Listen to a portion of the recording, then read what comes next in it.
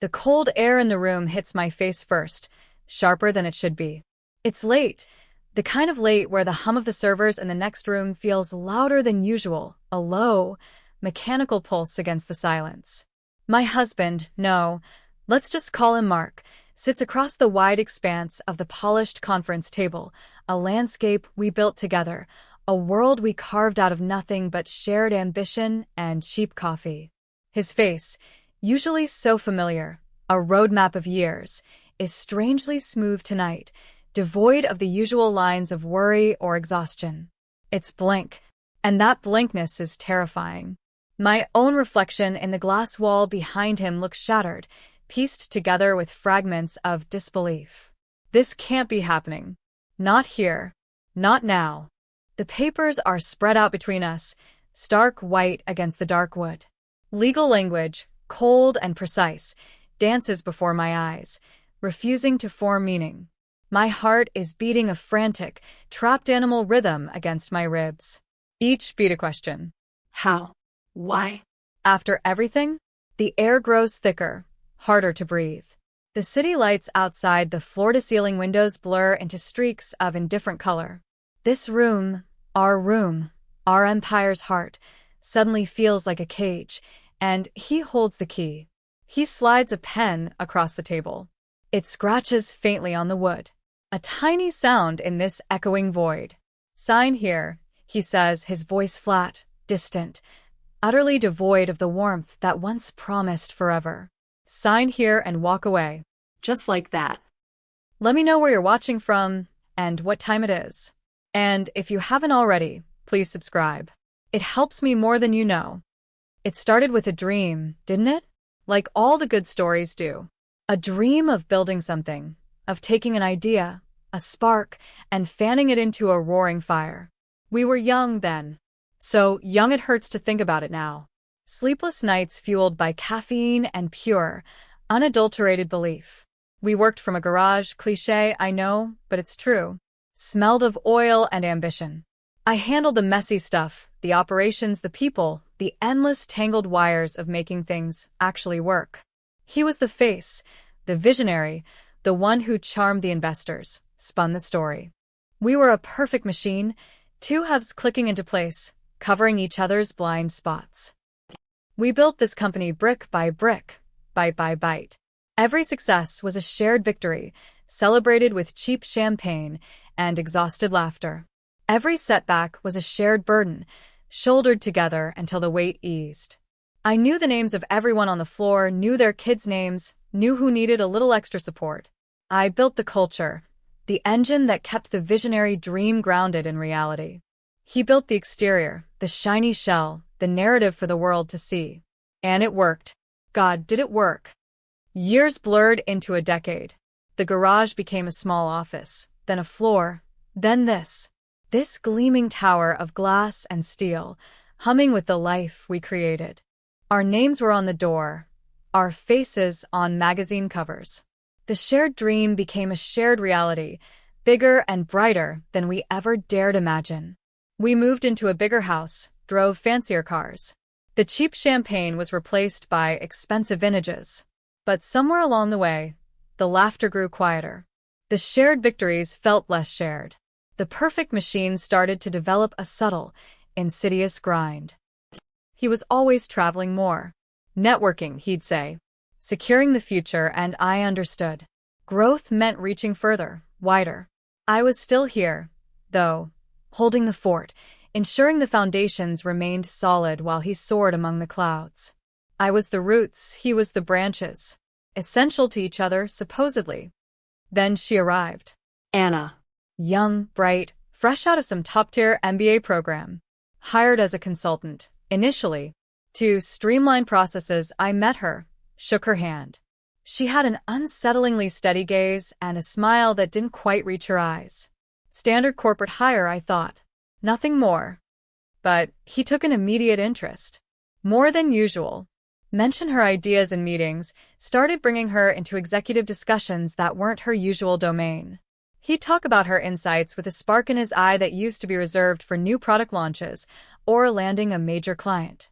I told myself it was just professional enthusiasm.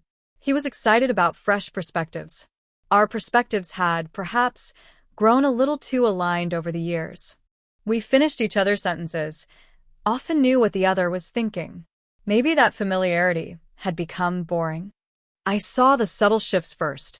Late nights at the office became more frequent for him, but less about work with me, and more about brainstorming with Anna. Casual touches that lingered a fraction too long. Inside jokes I wasn't privy to. Glances exchanged across crowded rooms, moments of shared silence that felt louder than conversation. My stomach twisted, a cold, tight knot. I pushed it down, denied it, called myself paranoid. We built this together. He wouldn't. He couldn't. The business demanded all of me. The sheer scale of the operations, the constant need for adaptation, the managing of hundreds of lives connected to ours. I buried myself in it. Focused on the tangible, the spreadsheets, the logistics, anything but the unsettling, intangible dread pooling in the corners of my life. I convinced myself that the distance between us was just the natural evolution of partners in a massive enterprise. Different roles, different schedules. Then came the restructuring talks. He called a series of executive meetings. Anna was always there, sitting close to him. They'd lean in, whisper, share knowing looks before presenting a new idea. The air in those meetings grew thick with unspoken tension. Their proposals increasingly marginalized my division, suggesting my role needed to evolve. They spoke of synergies and optimizing leadership, corporate jargon, sharp and impersonal, used to dismantle the very structure I had built. I pushed back, questioned their data, pointed out the potential risks. I fought for my team, for the stability I represented. But my voice seemed to echo in a suddenly empty chamber. The others, the executives who had once looked to me for direction, now avoided my gaze, sensing the shift in power. They saw which way the wind was blowing. And the wind was blowing towards Mark and Anna. The formal proposal landed on my desk like a death sentence. A complete overhaul of the executive structure. My role, Chief Operating Officer, was to be redefined, shifted sideways, reporting to a new position, one that conveniently hadn't been filled yet. It was a demotion thinly veiled, a polite way of saying they wanted me out of the way. I confronted him at home that night. The fancy house felt hollow, the expensive furniture mocking. We stood in the too large kitchen, the silence between us stretching into an abyss. I held the proposal, my hand trembling. "How could you?" I asked, my voice barely a whisper. "After everything." He didn't flinch, didn't deny the implication. He looked at me with that same blankness I saw tonight. "It's time," he said. "Time for a change. The company needs a different kind of leadership now. Your methods, they're holding us back." My methods? My methods built this. I wanted to scream, but the words clogged in my throat, choked by disbelief and pain. He spoke of efficiency, of modernization, of taking the company to the next level. He used buzzwords like weapons. And then the final blow. "Anna will be stepping into the new COO role," he said. "She has the vision, the dynamism we need." Anna, the mistress, the woman he was having an affair with. He wasn't just firing me, sidelining me because he thought I was obsolete. He was firing me to give my job, the job I bled and sweat and sacrificed for, to her. The betrayal wasn't just personal, it was professional. It wasn't just my wife's role he was dismantling, it was the co-founder, the partner who stood beside him when they had nothing. It was a complete erasure of my value, of my contribution, of the decade I poured into this place. I didn't sign the papers that night. I threw them at him, watched them flutter uselessly to the floor between us. I walked out of the house that felt like a stranger's, out into the cold, indifferent night. I drove aimlessly, the city lights a blur of tears. The world felt upside down. My life, as I knew it, was over. My marriage, my career, my identity tied to the company, all ripped away in a single, brutal conversation. The next few days were a blur of cold, corporate cruelty. My company email was deactivated. My access badge stopped working. Security guards, faces I knew, now looked at me with pity or suspicion, blocking my way. My personal belongings from my office were packed into boxes and delivered to the empty house, like I was some disgruntled employee being escorted out. It was clinical humiliating. Every touchpoint I had to the life I built was systematically severed. The whispers started. Of course they did. Gossip is the currency of corporate halls. She was out. Fired. The mistress was in. People I thought were friends avoided my calls, afraid to be associated with the fallout. Others called, feigning sympathy, their voices tinged with morbid curiosity.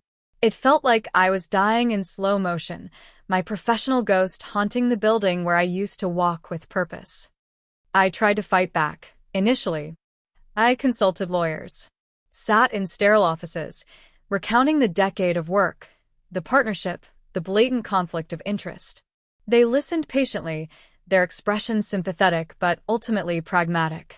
Unless I had a specific contract guaranteeing my role, unless there was clear evidence of illegal discrimination, hard to prove when the reason is technically performance or restructuring, my options were limited. The company was his, or rather, jointly owned, but he held the reins of operational control. And the paperwork he had presented me with was likely airtight, designed to look like a legitimate business decision. They could offer a severance, they said. A payout to make me go away quietly. A severance? For my life's work? For the foundation of his success? The insult was a physical blow. Accept a handout while he and she ran the empire I helped create? It was unthinkable. Despair settled in like a thick, suffocating fog. I wandered through the empty rooms of the house, a ghost in my own home. Every object was a reminder of a life that no longer existed. The photos on the wall, smiling faces from a time before the blankness, before Anna. The quiet was deafening, broken only by the hum of the refrigerator, a constant, low thrum of emptiness. I felt utterly alone, powerless. He had won.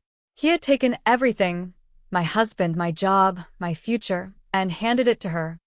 I saw photos on social media, carefully curated images from company events. There they were, Mark and Anna, standing side by side, smiling, the new power couple. She was in my office, sitting at my desk. It was a deliberate, public display. Humiliation wasn't a side effect of their actions. It was part of the strategy. They wanted me to see it. They wanted me to know I was replaced, erased, and they were thriving in the space I left behind. There were days I couldn't get out of bed. The weight of the betrayal, the loss, the public shame, felt unbearable. I was adrift, rudderless. The woman who built empires from garages couldn't even navigate her own hallway. What was I without the company? Who was I without the shared purpose, the partnership? I had poured so much of myself into that structure, I didn't know what remained when it was gone. Then, one particularly dark afternoon, sitting in the silence, staring at the boxes of my old office life, my eyes landed on a framed photo. It was of me and my father, taken years ago, after I graduated college.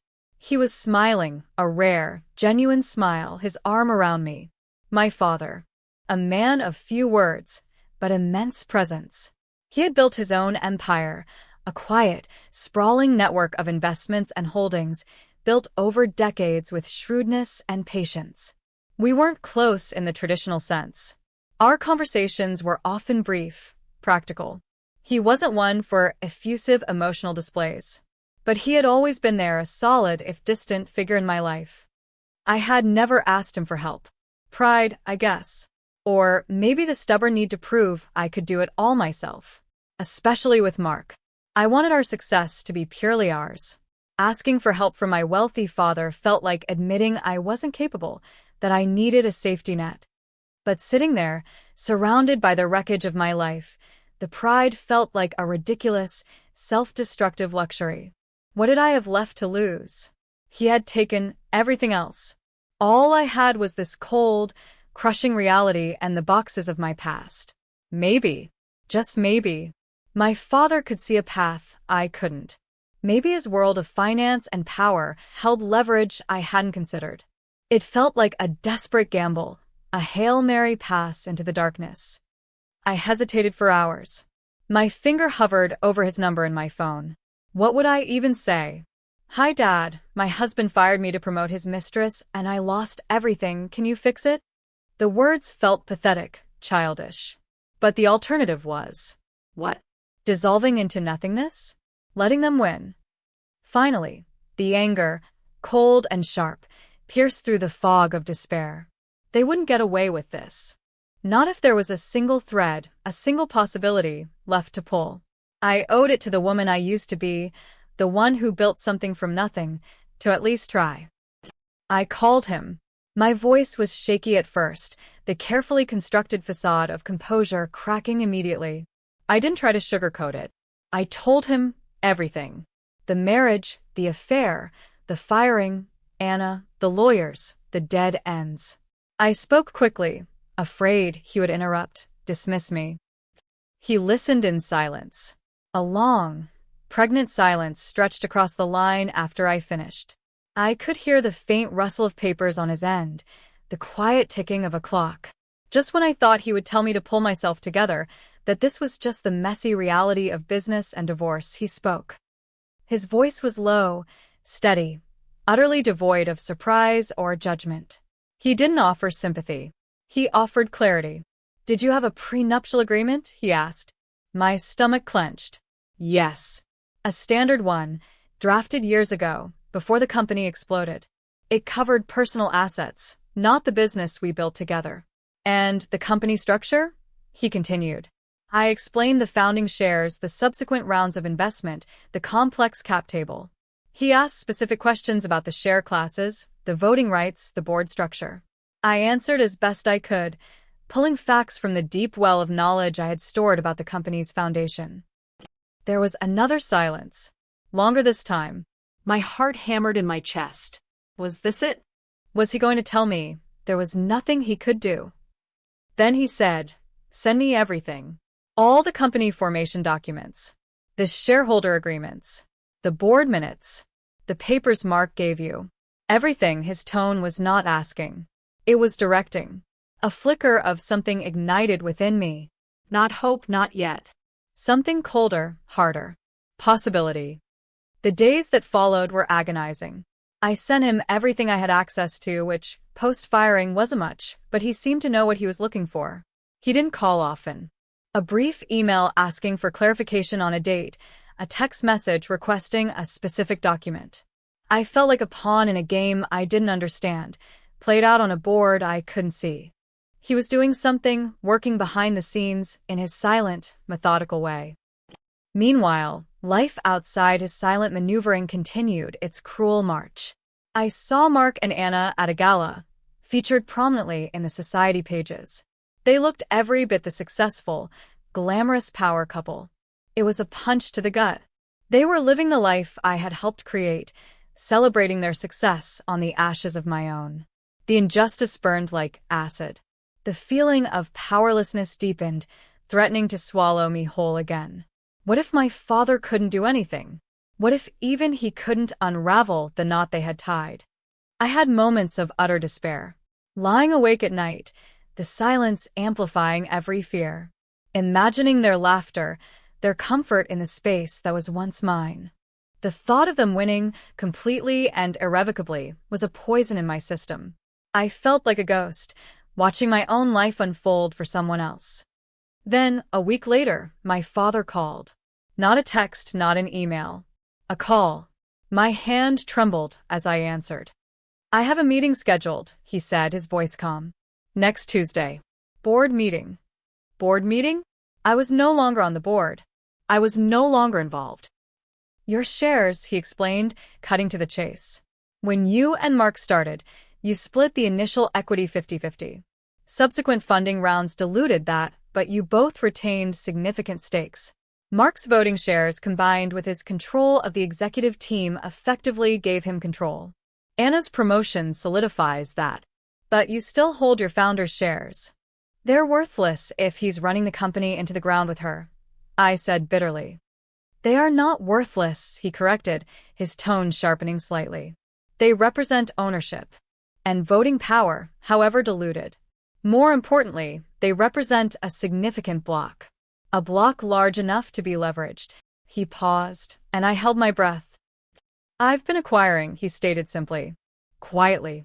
Through shell corporations, through various funds I control. Small purchases here and there over the past week. Employee stock options vesting and selling. Early investors looking for liquidity. Opportunities arise if you know where to look.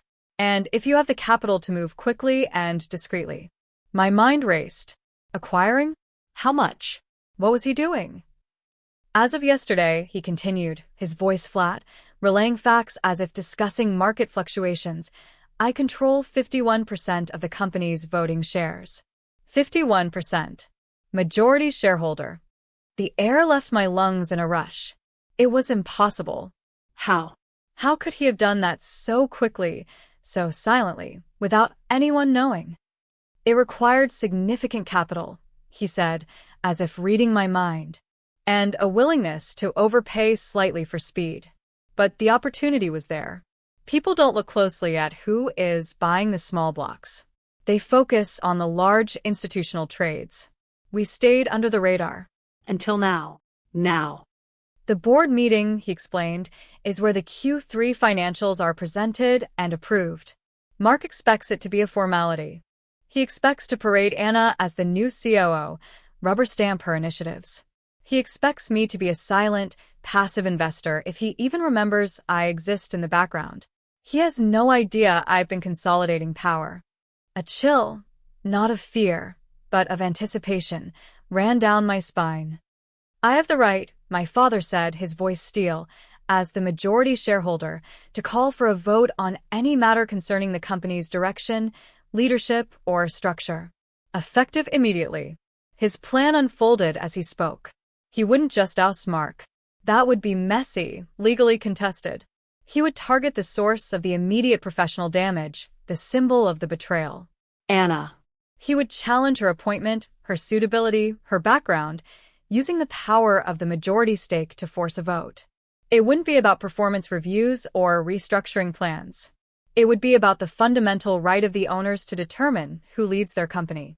And the largest owner was now him. My role? I had to be there. Silent. Observe. Don't react. Let him handle it. Let him unleash the quiet storm he had been brewing. My job was just to witness the reaping. The day of the board meeting felt surreal. I dressed carefully, not in corporate armor, but in something simple, understated. I felt like a ghost attending my own haunting, or perhaps a judge arriving to witness the sentencing. I arrived just before the meeting was scheduled to begin, walking through the lobby that used to be my domain, the faces of employees a mixture of shock and confusion. Security, let me pass this time. My name was still on the list of attendees.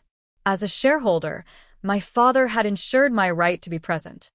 I entered the conference room. It was the same room where Mark had fired me. The air was tense, thick with anticipation. Mark was already there, sitting at the head of the table, looking confident, almost smug. Anna was beside him, radiating an aura of cool competence.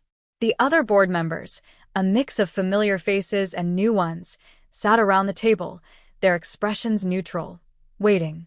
Mark saw me enter. His smile faltered, replaced by a look of stunned disbelief, then anger. Anna's eyes narrowed, a flicker of alarm in their depths before she quickly masked it. I walked to an empty seat, away from the main power cluster, and sat down. I didn't speak, didn't make eye contact. I was a silent observer, exactly as my father had instructed. My father arrived a moment later, accompanied by a small, sharp-looking legal team. He didn't sit at the head of the table, didn't make a grand entrance. He simply took a seat, opened a briefcase, and laid out a stack of documents.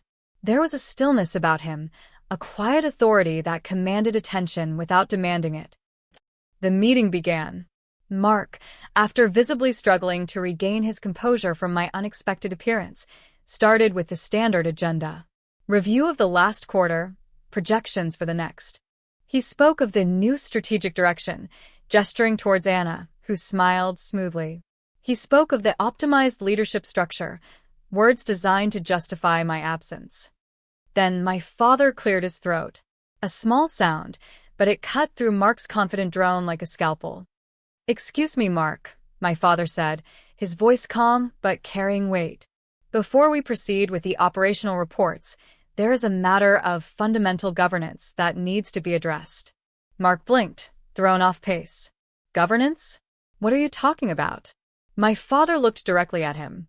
"My position as a shareholder requires I ensure the leadership of this company aligns with the best interests of all owners. I have some concerns regarding recent executive appointments." Anna stiffened beside Mark. The other board members exchanged uneasy glances. They sensed a shift, a disruption to the expected script. "Concerns?" Mark's voice was higher pitched than before. "What concerns?" "These appointments are strategic. They've been planned for months." "Planned by whom?" my father asked, his gaze steady. "The board?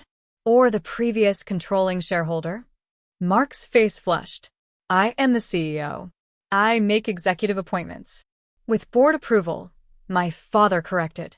Which was, perhaps, a formality when you held the majority of voting power. A formality that is no longer guaranteed. He gestured to his legal team. One of them stood, holding a thick binder. "As of close of business yesterday," the lawyer stated, his voice clear and formal, "Mr. My father's last name and entities controlled by him hold 51% of the outstanding voting shares of this company. Documentation has been filed with the relevant authorities and provided to corporate counsel." The words landed like a bomb. Mark froze. His eyes widened, darting from the lawyer to my father to me. The smug confidence shattered, replaced by raw, gaping disbelief. He hadn't known. He had been so consumed with his own power play, with removing me and installing Anna, he hadn't seen the quiet, patient predator circling in the financial waters. He had been blindsided. Completely. Anna's face went white. The cool competence evaporated, revealing panic. She knew what this meant. The man who just became the company's absolute majority owner was my father. Her position, which had been built on a foundation of infidelity and betrayal, was suddenly exposed as utterly precarious. A murmur went through the room. The other board members looked stunned. They hadn't been informed. This was news to everyone but my father and his team. My father waited for the shock to subside. Then he spoke again. "Given this change in ownership structure," he said, his voice still calm, "I am formally requesting an immediate board vote on the recent appointment of Anna as Chief Operating Officer." Mark sputtered. "You can't just. This is outrageous. You can't ambush us like this." "I assure you, it is entirely within my rights as the majority shareholder," my father replied smoothly. "We can discuss the legality and transparency of this process after the vote. For now, we vote. All in favor of confirming Anna's appointment as COO, raise your hand." Silence. No one moved. The other board members, suddenly aware of where the real power lay, avoided Mark's desperate gaze. Their careers, their positions, now depended on aligning with the new majority. My father waited, his gaze sweeping across their faces. Opposed. One by one, hands went up, cautiously at first, then more firmly. Every hand in the room went up, except for Mark's and Anna's. The vote was unanimous. Her appointment was rejected, annulled. She was, effectively, no longer the COO. Anna looked devastated, betrayed, ironically. She glanced at Mark, her eyes full of accusation. He could only stare back, his face a mask of defeat. The empire he had just tried to consolidate was crumbling before his eyes. My father looked at Anna. "Given the outcome of the vote," he said, his tone neither triumphant nor cruel, just factual, "your position with the company is, I believe, untenable. You may resign, or we can begin termination proceedings immediately." Anna's eyes flickered to Mark again, then to my father, then to me. She saw the cold, quiet victory reflected in my gaze. There was no fight left in her. She stood up, her chair scraping back loudly in the sudden silence. She didn't say a word. She just gathered her briefcase, her face pale and drawn, and walked out of the room. Out of the company. Out of the life she had stolen. Mark watched her go, his mouth slightly open, like a fish out of water. When she was gone, the room felt strangely empty, despite everyone still being there. My father turned his attention back to Mark. His voice lost none of its calm. "Your role as CEO is currently not under review," he stated. This was a tactical decision, not mercy. Ousting the CEO immediately would cause market instability, alarm investors. But his words carried an unspoken threat. However, he continued, his gaze fixing Mark with a cold intensity, all major strategic decisions and executive appointments will now require explicit approval from the majority shareholder. Starting with finding an actual chief operating officer. One who is qualified and aligned with the company's long-term health. He didn't need to say who he had in mind. It hung in the air between us. My role. My position. The one I had built. The meeting continued, but the energy had shifted completely. Mark was a deflated figure at the head of the table, his authority stripped bare. My father steered the discussion with quiet competence, asking sharp, insightful questions about the financials, the market, the future. He wasn't just flexing his power, he was demonstrating his capability, his understanding of the business. He wasn't an absentee owner, he was a force. I sat there, silent, taking it all in. The shock, the disbelief, the slow, creeping wave of satisfaction. It wasn't the explosive confrontation I might have imagined in my angriest moments. It was quieter, more surgical, devastatingly effective. They hadn't just been defeated, they had been publicly, unequivocally dismantled. Anna was gone. Mark was still there, but his power was an illusion, a paper tiger whose teeth had been pulled. Walking out of the building later, the city lights didn't seem so blurred anymore. They were crisp, clear, defiant. The air was still cold, but it felt bracing now, not suffocating. I had walked into that building as a ghost and walked out as... what? A survivor? A victor? Something changed, fundamentally. The aftermath was complex, messy in a corporate sense, but emotionally clarifying. Anna was gone for good. She faded back into the anonymity she had briefly escaped on the back of my husband's ambition. Mark remained CEO, but his influence withered. My father implemented changes swiftly and methodically, restructuring the board, bringing in seasoned professionals loyal to him. Mark was isolated, his decisions scrutinized, his vision sidelined. He became a figurehead, a shell of the man who once commanded the room. The marriage, of course, was irrevocably over. There was no coming back from this. The legal separation was swift and clean, surprisingly easy once the power dynamics of the company had shifted so dramatically. He had no leverage left. As for me, my father didn't just hand me my old job back. He offered me a choice. A leadership role, yes, a significant one, potentially even COO again, but under his oversight as part of his new leadership team. It wasn't just stepping back into my old life. It was stepping into a new structure, one where the power dynamics were clear, and my value wasn't tied to a flawed personal relationship. It wasn't a perfect ending. The years of building, the shared dream, the love that had once been real, that was gone forever. The betrayal left scars, a deep wound that would take time to heal. But there was a profound sense of vindication, of justice, served cold and hard, on the polished table where my life had been dismantled. They thought they could erase me, sideline me, take what was mine, and hand it to someone else. They underestimated the roots I had put down. They underestimated the quiet power of the family I came from. The company thrived under my father's guidance, stable and growing, built on solid foundations, not fleeting affairs. I found my place within the new structure, contributing not just my operational expertise, but the hard-won wisdom of navigating betrayal and reclaiming my professional identity. It wasn't just about the job anymore. It was about standing tall, about proving that my worth was inherent, not granted or taken away by others.